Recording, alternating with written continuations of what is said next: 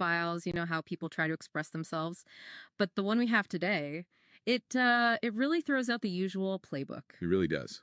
Yeah, our source today is just one profile, but it's extremely unusual. It gives us this, well, peculiar but rich little data set, Right. for looking at how someone brands themselves, how they seek connection. So our mission really is to unpack this very distinct self-description.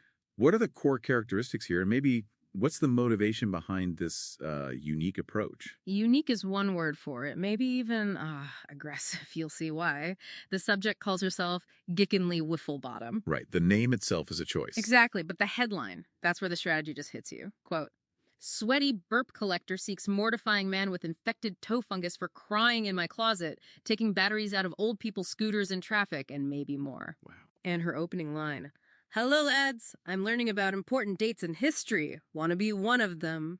It's not just quirky. It feels like a radical filter right from the start. That's what's so striking. How fast she builds this identity that's just completely different from those, carefully curated profiles you usually see. She calls herself a loud kind of gal, straight up.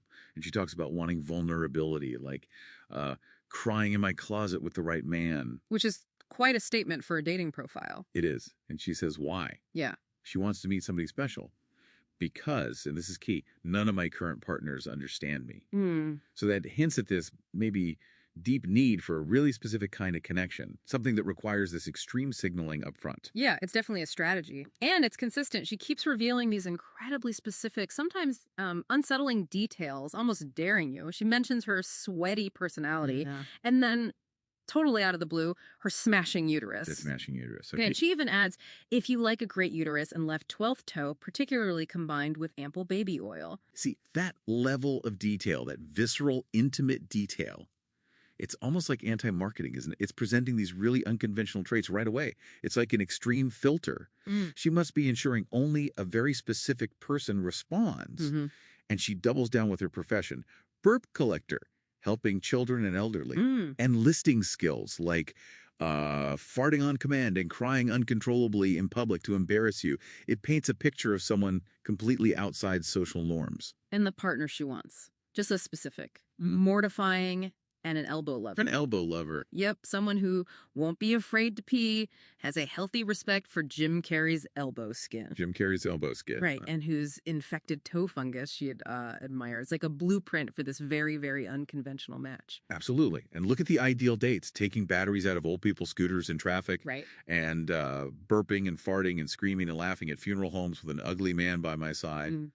Makes you wonder, is it about shared interests or is it more about shared taboo breaking? That's an interesting point. A shared deviance, maybe. Could be. She even lists goals like meeting my husband's girlfriend's grandma's uncle's mother's dad's dog. Oh, dog, yeah. And throws in an anecdote about being hit by a car and needing 3 stitches. It's just a whole picture of a life lived totally on her own terms. So, okay, looking at this whole Ghickenleigh profile, this radical transparency, this intense specificity, what's it tell us about trying to find a real connection when everyone else is curating their online image? Well, I think it suggests a really deliberate move away from trying to appeal broadly. Instead, she's aggressively going for niche compatibility. It's like she's designed it to repel almost everyone. But maybe, just maybe, resonate perfectly with that one person who truly gets it. It's definitely high risk, high reward. Finding someone who accepts all of this highly unconventional view, right from the first glance. That is a fascinating way to look at it. So the question for you listening is maybe this: is this level of unfiltered honesty, like Ghickenleigh's, a bold way to find that unique match? Or does it just push too many people away, making connection, almost impossible? What kind of audience could she really be hoping for by putting so much out there so immediately? Something to think about.